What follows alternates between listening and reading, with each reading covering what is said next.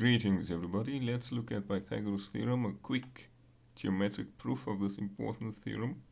So Pythagoras theorem is about right angled triangles, and it gives us a relationship between the lengths of these of the sides of the right angled triangle.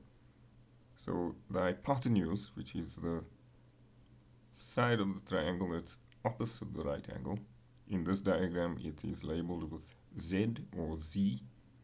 And what Pythagoras theorem tells us is that z squared is equal to x squared plus y squared, where x is the base and y is the perpendicular height of the right angle triangle. So in words, Pythagoras theorem basically says the square of the hypotenuse is equal to the sum of the squares of the other two sides of a right angled triangle. And with this proof, what we're going to do is we're going to take a general right angled triangle.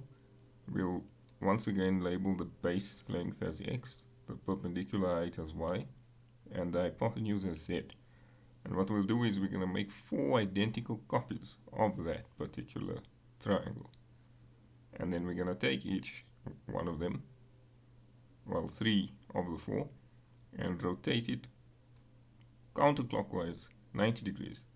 And construct a square. So this is 2 of them. So you took the one triangle, rotated it 90 degrees to the left or counterclockwise, and put it right next to the other.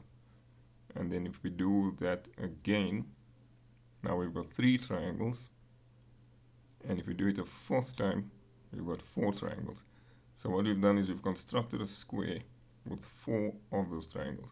And if you look at the square, inside there's another square that has lengths, well, it has sides that each have the length of z or z. Well, I will continue to say z because we say z in South Africa.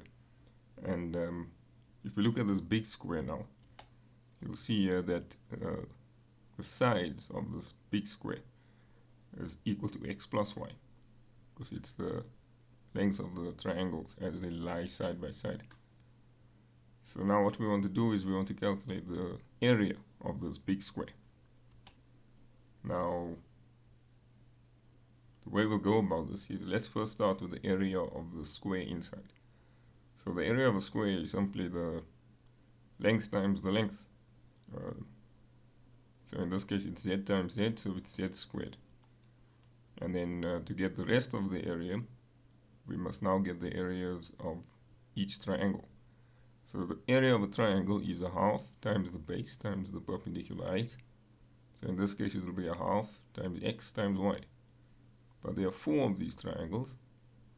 So if you add them all up, it will be a half plus a half plus a half plus a half, which is 2. So it's 2xy. So the total area would be z squared plus 2xy. But at the same time, we can also calculate the area of the big square by multiplying its sides, x plus y times x plus y. And if you expand it properly, you will get x squared plus 2xy plus y squared.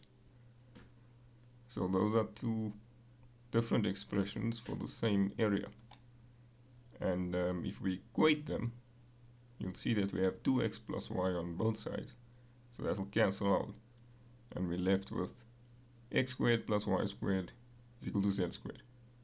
And that's the proof. Quick and simple geometric proof of Pythagoras theorem. Thank you for listening.